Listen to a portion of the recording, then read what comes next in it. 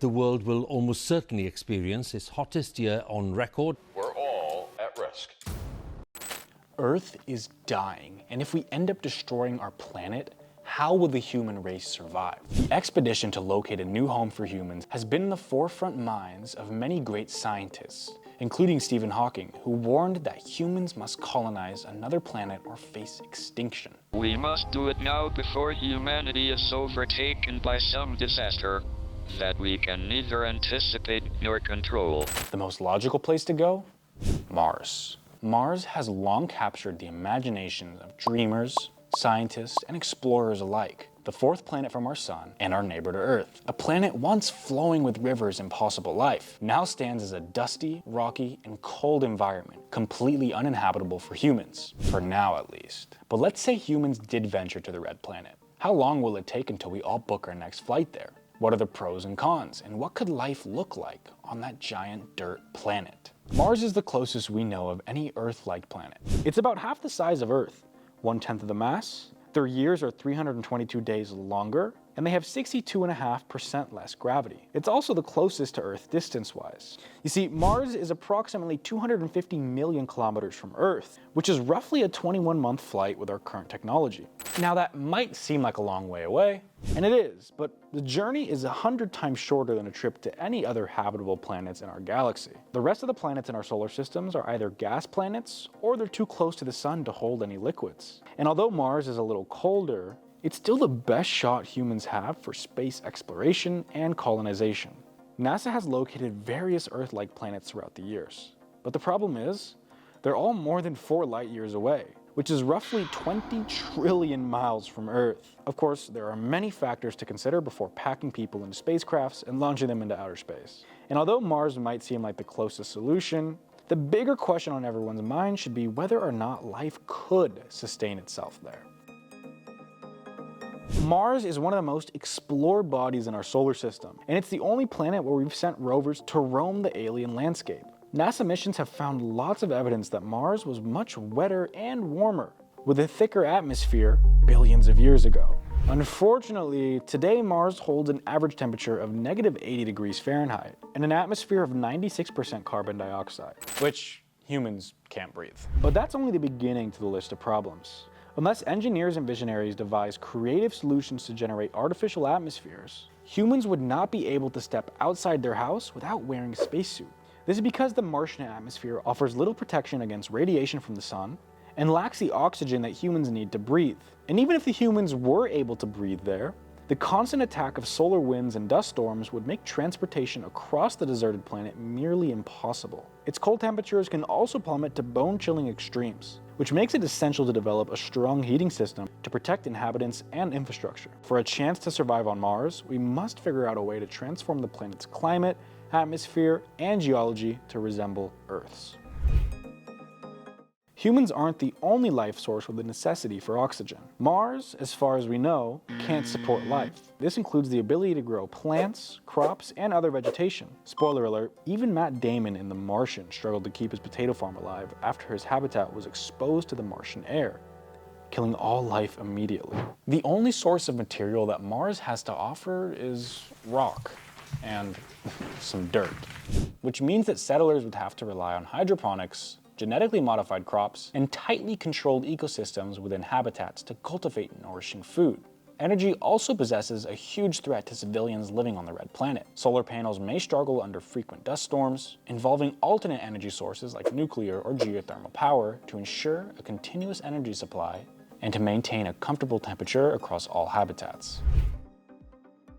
Now, as explained earlier, Mars is 21 months away from Earth, so unless you enjoy long flights, maybe a trip there isn't in your best interest. Not to mention that the massive amount of fuel required from each mission produces a significant carbon footprint and contributes to the ongoing challenges of climate change. So each time we venture to Mars, we're destroying our own planet more and more. It's also important to note that Mars lacks in essential resources compared to Earth. There's no water, no plants, just rocks. Transportation of these essential resources to Mars would be an absolute need for the survival of humankind. Now, to get resources and people to Mars, we would begin the journey by utilizing powerful rockets, such as SpaceX's Starship, which is designed for long-duration space voyages with large payloads. Now, these rockets would need to be capable of carrying significant amounts of cargo, including life support systems, food, water, tools, and other essential supplies to sustain the astronauts during their transit to Mars, which can take several months. Sending resources from Earth to Mars for survival is impractical, especially if our planet gets destroyed. Currently, in situ resource utilization, or ISRU, strategies are being developed to harness Martian materials. One such initiative is to extract water from the planet's subsurface or atmosphere, which can then be broken down into hydrogen and oxygen, providing both portable water and breathable air. Additionally, the extracted water can be used to produce rocket propellant for return voyages. Modular habitats would be 3D printed using Martian rocks, and automated systems for food cultivation would also become part of the plans to ensure self-sufficiency, minimizing the frequency and volume of supplies that need to be transported from Earth. Now, no hate to Mars, but she isn't exactly the prettiest planet. Amidst the rusty landscape, the concept of a high-quality life struggles to take root.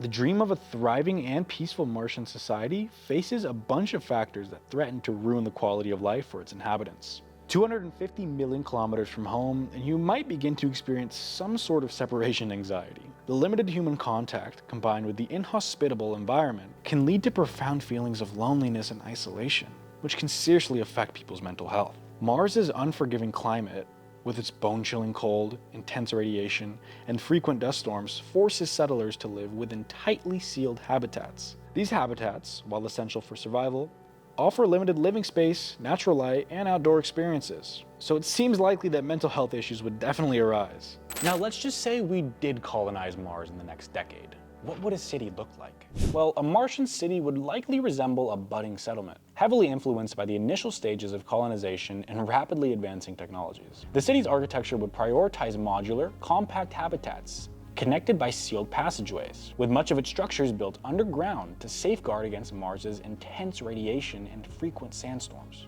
The surface would display dome-shaped greenhouses, utilizing transparent materials to harness the sunlight for plant growth, both aiding in food production and oxygen generation. Leveraging ISRU, the city would also turn to Martian soil for plant growth and atmospheric extractors to procure carbon dioxide, reducing the reliance on Earth's resources.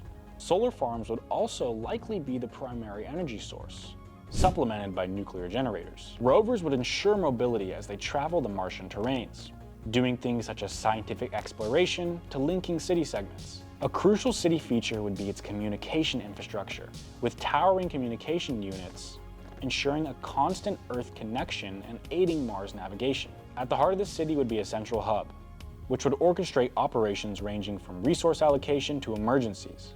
As the settlement grows, communal and recreational areas would emerge, catering to the inhabitants' social and cultural needs. And there would also be strategically placed emergency centers all throughout the cities, equipped to handle any accidents and ensure the survival and safety of its residents. While the idea of living on Mars is still exciting to many, there's no doubt efforts to colonize the planet will continue into the far future.